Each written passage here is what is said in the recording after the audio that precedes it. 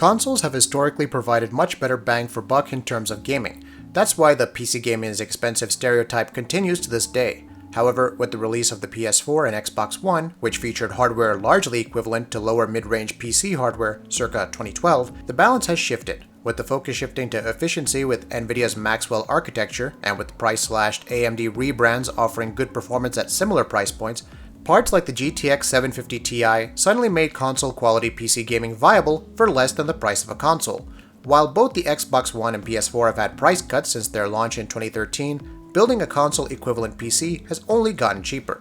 The Xbox One X, however, is a bit of a curveball in that respect. While it is priced higher than the other consoles currently on the market, it's certainly not a price point we haven't encountered before. After all, the Xbox One with Kinect launched at $499, as did the PS3 with its $599 price tag over a decade ago. But that extra $100 over the PS4 Pro goes a long way. They weren't kidding with the marketing spiel. The Xbox One X really is the most powerful console ever made. For the first time, we're looking at a console with GTX 970 RX 480 levels of performance, albeit paired with a relatively CPU. With the Xbox One X's imminent arrival, building a console-equivalent PC has gotten quite a bit harder, but it's certainly not impossible. Let's take a look at how much it'll cost to build a PC as powerful as the Xbox One X. Motherboard: MSI B350M Gaming Pro, cost $70. With the B350M, we're looking for a solid entry-level AM4 motherboard that'll be compatible with the Ryzen 3 1200 CPU we'll be using, and allow for a reasonable bit of overclocking. Normally selling for around $80, the B350 Gaming Pro is a steal at $69.99.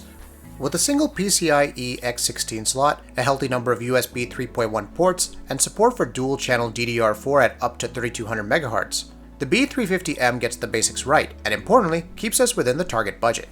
Processor: Ryzen 3 1200, cost $110. Ryzen is indeed a paradigm shift in terms of what you would expect from an entry-level processor. A few months ago, we'd have had to recommend a dual-core Skylake i3 at this price point, considering the frankly appalling gaming performance of parts like the FX 4300 and 6300 based on the Piledriver platform. With Ryzen finally catching up to Intel in terms of IPC, the Ryzen 3 1200 performs about as well as Haswell i5s such as the i5 4400. This means significantly better performance than the Xbox One X's customized 8-core Jaguar setup, opening up opportunities for 1080p 60 FPS gameplay. Moreover, because all Ryzen parts are overclockable out of the box, the Ryzen 3 1200, along with the B350 motherboard, will offer a decent amount of headroom to squeeze out even more performance. Graphics card: RX 570 4GB, cost $250.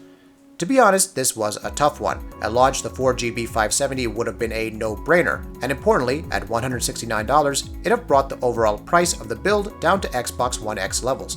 Unfortunately, prices for Polaris cards have absolutely skyrocketed due to the cryptocurrency mining craze. Used RX 480s often fetch in excess of $400 online. This makes sense from a mining perspective. Run a card for a few months and you've earned back your investment, considering the rate at which Bitcoin and Ethereum, among others, are appreciating. The problem here is that Polaris 10 was positioned as a line of affordable, mid-range gaming cards. At present price points, they're just viable for the purpose. Most of the Polaris 10 parts we spotted were going for $300 or more. Luckily, Micro Center has a 4GB RX 570 selling for $250. That's still not that great a deal, considering it's a third higher than the suggested retail price, and the only reason we're picking it over the 3GB GTX 1060 is the extra gig of VRAM.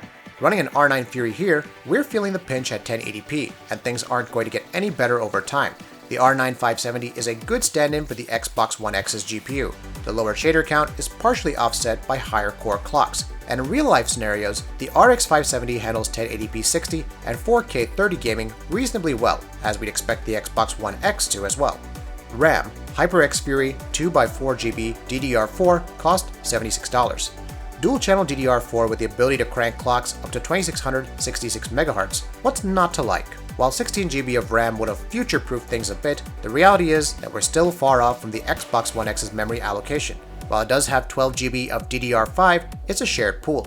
From experience, 4GB of VRAM is rarely enough at 4K, the resolution the Xbox One X targets, meaning that in most cases, it's unlikely that the One X's CPU will have access to more than 8GB of the shared pool at a given time.